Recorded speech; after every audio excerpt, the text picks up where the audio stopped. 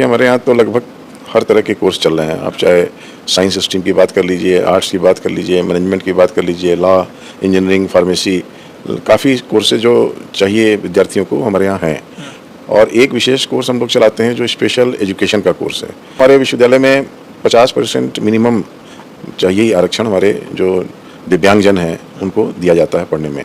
Admission की प्रक्रिया कैसे है? कोई अगर जो बच्चा यहाँ एडमिशन लेना चाहता है वो किस तरीके से आपके एडमिशन पा सकता है? क्या पात्रता है? जैसे हम लोग अभी तो जो एकेडमिक काउंसिल हुई थी उसमें हम लोगों ने अभी ये डिसाइड किया कि CUT के माध्यम से हम अपने सारे कोर्सेज में एडमिशन लेंगे, जहाँ जहाँ CUT हमको देता है ऑप्शंस। अच्छा। उसके बाद अगर जो हमारे दिव्यांगजन बच्चे हैं उनके लिए शायद मेरिट पे हम लोग जहाँ पे उनको जैसे ब्लाइंड बच्चा है तो उसके लिए क्या करेंगे, उसके लिए एक अलग से प्रक्रिया है, तो उसके लिए हम लोग मेरिट के आधार पे लेते हैं एडमिशन। हमारा विश्वविद्यालय पूरा इसी आधार पे है जो अभी हमको लगता है, जो मेरी अपनी जानकारी है और जो मैं बाहर में अपने लोगों से परिचित लोगों से बात करता हूँ चाहे विदेश में, तो मुझे लगता है कि इस परिकल्पना के आधार पे अभी कहीं कोई विश्वविद्यालय दिखता नहीं है, लोगों के नॉलेज में नहीं है।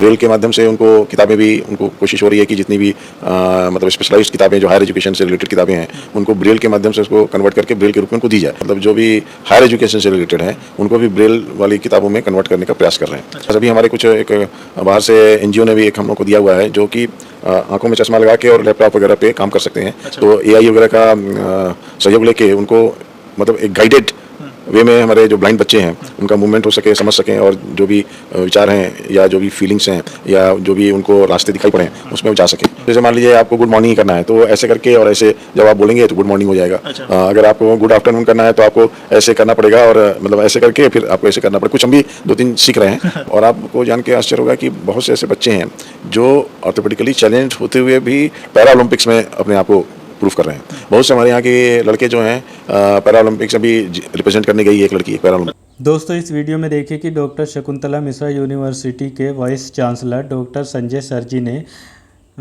डॉक्टर शकुंतला मिश्रा यूनिवर्सिटी में एडमिशन का प्रोसेस के बारे में, नए सत्र के प्रोसेस के बारे में और जो VI बच्चे हैं उनकी ब्रेल प्रेस के बारे में और HI बच्चों के बारे में और दिव्यांग और नॉर्मल बच्चे किस तरीके से अपनी एजुकेशन एक साथ में रहकर कंप्लीट करते हैं, इस बारे में क्या क्या बताया है इस वीडियो में देखिए। संजय सर बहुत बहुत स्वागत है आपका। जी प्रणाम, नमस्ते। जो आपकी यूनिवर्सिटी है, सबसे पहले तो चूंकि एशिया की पहली अपने आप में यूनिवर्सिटी जो इस तरीके से बच्चों को अपने यहाँ एनरोल करती है, उनको पढ़ाती है, क्या क्या कोर्सेज इस यूनिवर्सिटी में चल रहे हैं, किस तरीके की पढ़ाई बच्चों को करने को यहाँ मिल रही है? देखिए हमारे यहाँ तो लगभग हर तरह के कोर्स चल रहे हैं। आप चाहे साइंस स्ट्रीम की बात कर लीजिए, आर्ट्स की बात कर लीजिए, मैनेजमेंट की बात कर लीजिए, लॉ, इंजीनियरिंग, फार्मेसी, काफ़ी कोर्सेज जो चाहिए विद्यार्थियों को हमारे यहाँ हैं। और एक विशेष कोर्स हम लोग चलाते हैं जो स्पेशल एजुकेशन का कोर्स है। उसमें हमारे 3 डिपार्टमेंट्स हैं। एक विजुअली इम्पेयर्ड बच्चों के लिए है जो वहाँ पे ट्रेनिंग होती है, उनको कैसे पढ़ाया जाएगा या उनके लिए कैसे व्यवस्था हो। हियरिंग इम्पेयर्ड डिपार्टमेंट है जो डेफ एंड डम बच्चे हैं उनके लिए कैसे पढ़ाई हो सकती है, कैसे उनको पढ़ाया जा सकता है। और एक इंटेलेक्चुअल डिसेबिलिटी का डिपार्टमेंट है जहाँ पे कि मानसिक रूप से जो अस्थिर बच्चे हैं उनके लिए भी क्या हम कर सकते हैं। तो इस तरह से ये लगभग सभी विधाएं यहाँ पर कोर्स की दृष्टि से देखा जाए तो है। दूसरा ये है कि हमारे विश्वविद्यालय में 50% मिनिमम चाहिए ही आरक्षण हमारे जो दिव्यांगजन हैं उनको दिया जाता है पढ़ने में। यही नहीं, हम लोग एडमिशन ही नहीं देते, साथ में उनको और भी सुविधाएं भी देते हैं। जैसे उनको अगर फीस है तो ट्यूशन फीस उनकी नहीं दी जाती, 0 ट्यूशन फीस पर वो पढ़ते हैं। हाँ, 0 ट्यूशन फीस पे पढ़ते हैं। दूसरा ये है कि जो मेस में उनके रहने, हॉस्टल में रहने, खाने, ये सब की व्यवस्था हम सब सरकार ही उसका वहन करती है। अच्छा। और ये विशेष रूप से कि जैसे वो यहाँ पे रह के अपनी पढ़ाई को पूर्ण कर सकें और रहने में कोई दिक्कत ना आवे, इस दृष्टि से हॉस्टल में भी उनके लिए एक अच्छा वातावरण बना के रखा जाता है, बैरियर फ्री वातावरण भी है। और खाने वगैरह पे भी हम लोग ध्यान देते रहते हैं। अच्छा सर, ये बताइए इस यूनिवर्सिटी में क्या लखनऊ में चूंकि इस्टेब्लिश्ड है ये, तो लखनऊ या उत्तर प्रदेश के ही लोग इस यूनिवर्सिटी में पढ़ रहे हैं या भारत के अलग अलग हिस्सों से या बाकी जगहों से भी बच्चे यहाँ एनरोल्ड हैं? अभी तो कुल मिला जुला के उत्तर प्रदेश से ही हमारे पास बच्चे हैं। अभी हम लोग कोशिश करेंगे कि बाहर से भी आए बच्चे, क्योंकि इसमें नेशनल वार्ड जुड़ा भी हुआ है और है तो उत्तर प्रदेश के राज्य के लिए ही पूरी तरह से, पर ऐसा नहीं है कि बाहर के बच्चे आएंगे तो हम उनको नहीं रखेंगे। और हम लोग कोशिश कर रहे हैं अगली बार से जब हम CUT से एडमिशन लेंगे तो उसमें एक नेशनल कैरेक्टर तो हमारा होगा ही। आपने CUT की बात कही, मैं उसी पर आना चाह रहा था। एडमिशन की प्रक्रिया कैसे है? कोई अगर जो बच्चा यहाँ एडमिशन लेना चाहता है वो किस तरीके से आपके एडमिशन पा सकता है, क्या पात्रता है? जैसे हम लोग अभी तो जो एकेडमिक काउंसिल हुई थी उसमें हम लोगों ने अभी ये डिसाइड किया कि CUT के माध्यम से हम अपने सारे कोर्सेज में एडमिशन लेंगे, जहाँ जहाँ CUT हमको देता है ऑप्शंस। अच्छा। उसके बाद अगर जो हमारे दिव्यांग जन बच्चे हैं उनके लिए शायद मेरिट पे हम लोग, जहाँ पे उनको जैसे ब्लाइंड बच्चा है तो अब उसके लिए क्या करेंगे, उसके लिए एक अलग से प्रक्रिया है, तो उसके लिए हम लोग मेरिट के आधार पे लेते हैं एडमिशन्स। मतलब उनके पिछले जो भी उनका एकेडमिक हो उसमें जो मेरिट हो उस पर उसके आधार पे भी एडमिशन लिया जाता है। दूसरा ये है कि जैसे हमारे यहाँ इंजीनियरिंग में है तो इंजीनियरिंग में हम लोगों ने JEE के माध्यम से भी और जो AKTU का जो हमारा राज्य स्तरीय इंजीनियरिंग प्रवेश परीक्षा है उसके माध्यम से भी और CUT के माध्यम से, ये तीनों माध्यम हम इंजीनियरिंग के लिए भी अप्लाई करेंगे। मेरा सर सवाल डिसेबिलिटीज वाले जो बच्चे हैं उनको लेकर के है कि क्या मतलब जैसे आपने कहा मेरिट बेस, तो प्योरली मेरिट बेस सिस्टम है या और भी? नहीं है कि हम खाली मेरिट पे, अगर वो CUT के माध्यम से भी आएंगे तो हम उसको करने के लिए, उनको लेने के लिए एकदम तत्पर हैं। अच्छा। मगर कभी कभी क्या होता है कि CUT में अगर वो ऑप्शंस नहीं है तब फिर वो कैसे आएंगे, तो उसके लिए हमारे विश्वविद्यालय पहले से ही इस तरह की व्यवस्था कर रखा है कि उनके लिए हम लोग अलग से करते हैं प्रावधान एडमिशन का। तो जो लोग CUT के माध्यम से आएंगे उनको तो हम लेंगे ही। वैसा अगर हमारा कोई दिव्यांग बच्चा उसमें अपने को सक्षम पाता है करने के लिए तो करेगा, कोई दिक्कत नहीं है, उसको भी लेंगे। इसमें जैसे आपने कहा 50% जो रिजर्वेशन है वो ऐसे बच्चों के लिए है इस तरीके से अलग अलग बीमारियां कहें या उससे हैं ग्रसित।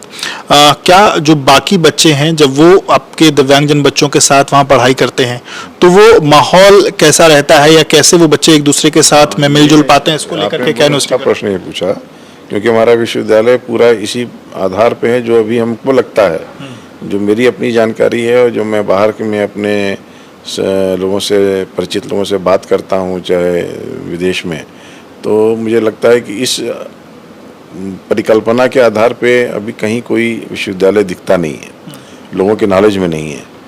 हमारे यहाँ हम लोग रिवर्स इंटीग्रेशन पे काम करते हैं।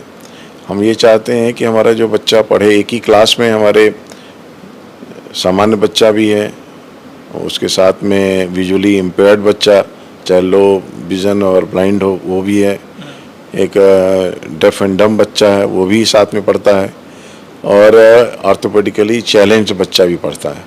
तो एक क्लास में ये 4 वर्ग आप समझ लीजिए हैं और टीचर को इन सभी वर्गों को सेटिस्फाई करना है।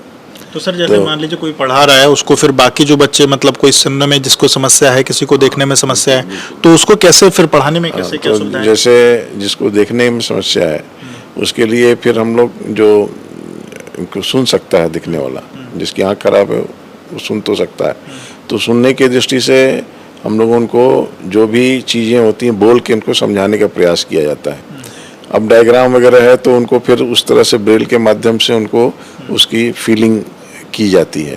ब्रेल के माध्यम से उनको किताबें भी, उनको कोशिश हो रही है कि जितनी भी मतलब स्पेशलाइज्ड किताबें जो हायर एजुकेशन से रिलेटेड किताबें हैं उनको ब्रेल के माध्यम से उसको कन्वर्ट करके ब्रेल के रूप में उनको दी जाए। तो इसकी भी कोई लाइब्रेरी, ब्रेल लाइब्रेरी? हमारे पास ब्रेल प्रेस है। अच्छा। ब्रेल प्रेस है, उसमें हम लोग इन किताबों को धीमे धीमे कर रहे हैं। थोड़ा कठिन कार्य होता है क्योंकि एक तो वॉल्यूम भी बहुत हो जाता है, करने में भी टाइम लगता है, पर हम लोगों ने अब धीमे धीमे उन किताबों को मतलब जो भी हायर एजुकेशन से रिलेटेड हैं उनको भी ब्रेल वाली किताबों में कन्वर्ट करने का प्रयास कर रहे हैं। अच्छा। तो एक तो ये हुआ कि ब्रेल के माध्यम से वो बच्चे पढ़ सकते हैं जो फिजिकल है, सुनने के साथ उनको एक डिजी टॉक करके एक वो भी है उनके, जिससे कि वो सुन सकते हैं। मान लीजिए किताब है कोई और उसको पढ़ना है तो उसको टॉकिंग लैंग्वेज में वो कन्वर्ट हो जाएगा पूरा टेक्स्ट, अच्छा। और वो उसको सुन के समझ सकते हैं।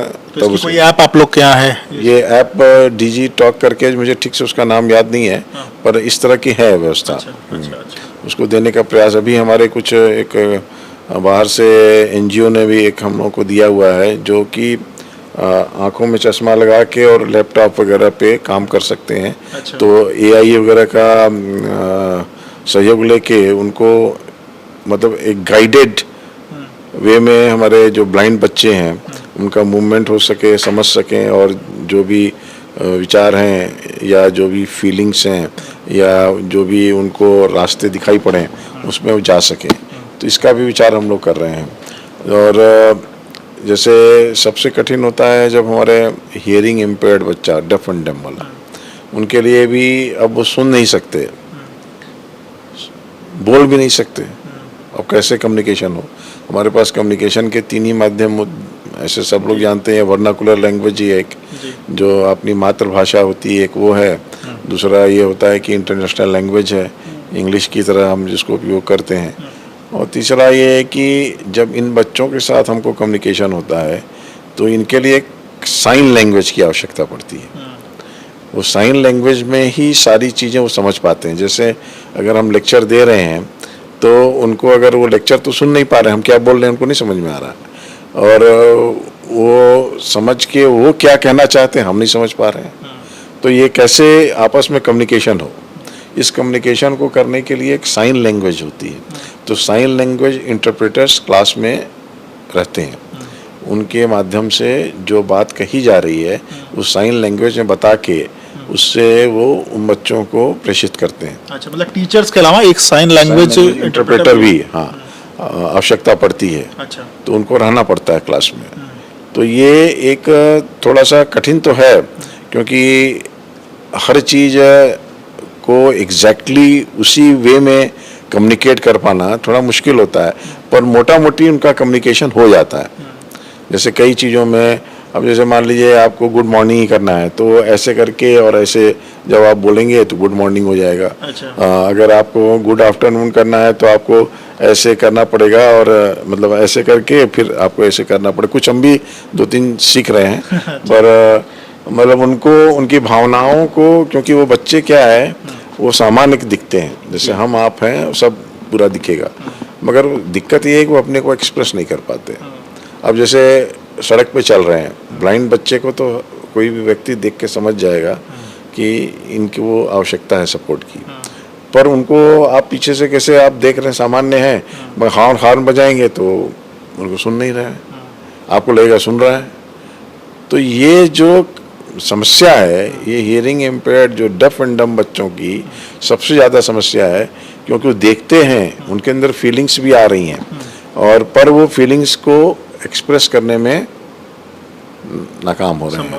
अच्छा सर, एक चीज़ समझूंगा, जैसे ये जो बच्चे हैं इनको क्या, जैसे अगर डेफ एंड डम बच्चा है या फिर कोई हियरिंग इम्पेयर्ड है, तो उसको क्या जिस इंस्ट्रूमेंट की ज़रूरत पड़ती है या कुछ उनको भी, जैसे अगर कोई चल नहीं सकता है तो उस दौरान आप लोग वो तमाम संसाधन भी मुहैया कराते हैं वो इंस्ट्रूमेंट? जैसे हमारे पास अब डेफ एंड डम के लिए तो हमारे बताया आपको कि साइन लैंग्वेज इंटरप्रेटर्स की आवश्यकता पड़ती है। हमारे यहाँ एक कोर्स भी चलता है जो 10वीं से के बाद 11वीं 12वीं का, जो कम्प्लीटली डेफ एंड डम बच्चे हैं उनको पढ़ाया जाता है यहाँ पे, और उसको पढ़ाने वाले भी जो टीचर हैं वो भी डेफ एंड डम है। अच्छा। तो अपने साइन लैंग्वेज में ही अपनी बात कह देते हैं, पर बहुत बार समझ में आ भी जाती है, कुछ भाव से समझ जाता है, नाराज़ है कि खुश है, कि क्या कहना चाह रहे हैं समझ में आ जाती है। पर आपको अगर एक्चुअल कम्युनिकेशन करना है तो बिना साइन लैंग्वेज जाने आप उनके साथ कम्युनिकेट करने में अपने को सक्षम नहीं होंगे। जो बच्चे फिजिकली उनके साथ कोई समस्या है तो उनको लेकर के क्या, जैसे ऑर्थोपेडिकली चैलेंज जो बच्चे हैं हमारे, उनके लिए तो नॉर्मली बैरियर फ्री वातावरण, जैसे लिफ्ट से आप पहुंच गए ऊपर तक, क्लास में चले गए, वहाँ कोई दिक्कत नहीं है। व्हील चेयर जो उनको दी जाती है, तो व्हील चेयर का उनके पास रहता है, उनसे वो पहुँच सकते हैं वहाँ पर। सरकार भी बहुत सी सुविधाएं देती हैं, उन सभी बच्चों को जो ऑर्थोपेडिकली चैलेंज्ड हैं इनको व्हील चेयर वगैरह सब दी जाती है। और जो ब्लाइंड वाले हैं उनको भी आजकल तो स्मार्ट केन आ गई है, उससे भी वो पता कर लेते हैं कैसे चलना है हमको। पर अभी समस्या जो आ रही है सबसे ज़्यादा जो असिस्टिव टेक्नोलॉजीज हैं, वो जो एक्चुअली इस पूरे सेक्टर को डील करने के लिए असिस्टिव टेक्नोलॉजीज़ की बहुत आवश्यकता है। और उसमें अभी हमें लगता है कि काफ़ी शोध की आवश्यकता है, जिसमें कि डेफ एंड डम्ब बच्चों को हम कैसे उनको ज़्यादा असिस्टिव टेक्नोलॉजी से उनको सुसज्जित कर सके या उनको दिया जा सके, जिससे कि उनकी समस्याओं का समाधान हो सके। अच्छा सर, एक चीज़ ये समझना चाहूँगा, जैसे बच्चे आपके यहाँ आते हैं, एनरोल होते हैं, पढ़ाई का एक जो सबसे बड़ा भाई ठीक है शिक्षित होना एक तो मकसद है ही है, दूसरा हमें अपने रोज़मर्रा की ज़रूरतों को पूरा करने के लिए, इकोनॉमिकली साउंड होने के लिए नौकरी की ज़रूरत है। यहाँ किस तरीके से कैंपस प्लेसमेंट की व्यवस्था है, किस तरीके से बच्चों को रोज़गार की सुविधाएँ मिल रही हैं, इसको लेकर के क्या? नहीं, हमारे पास है पूरा एक विंग है प्लेसमेंट का, वो लोग करते हैं और अच्छे खासा प्लेसमेंट भी हुआ है।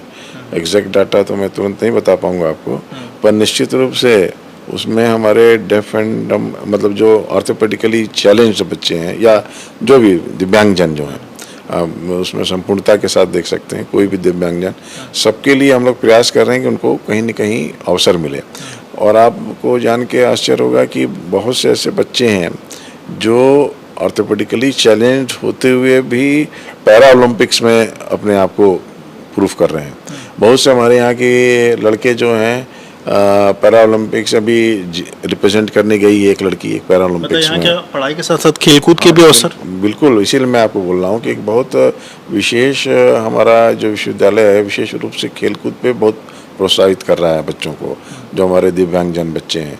उनके लिए अलग से बैडमिंटन कोर्ट वगैरह बना हुआ है, जिसमें कि व्हील चेयर पे ही वो बैडमिंटन खेल सकते हैं। अच्छा। बहुत सी सुविधाएं हैं जो हम लोग दे रहे हैं, और विभिन्न अलग अलग विधाओं में वो बच्चे आगे बढ़ रहे हैं। उनके कारण से वो नेशनल लेवल्स के, इंटरनेशनल लेवल के टूर्नामेंट्स में और पैरा ओलंपिक्स में भी पार्टिसिपेट कर रहे हैं। तो ये अपने आप में एक बहुत विशिष्ट चीज़ है, जिसमें कि दिव्यांग होते हुए भी वो अपने को खेल के माध्यम से अपने को प्रूफ कर रहे हैं अपनी मेहनत के हिसाब से, और अपने टैलेंट को निखारने का प्रयास कर रहे हैं, और विश्वविद्यालय उसमें सहयोग कर रहा है उनको। तो हम लोग उसको, हमारे यहाँ बहुत अच्छा एस्ट्रो टर्फ भी है, फुटबॉल का भी है, जो हमारे ट्रैक एंड फील्ड इवेंट्स भी हैं। अच्छा। तो इस सब खेल की दृष्टि से भी बहुत मतलब मैं कह सकता हूँ कि पूरे देश में ऐसे नहीं होंगे।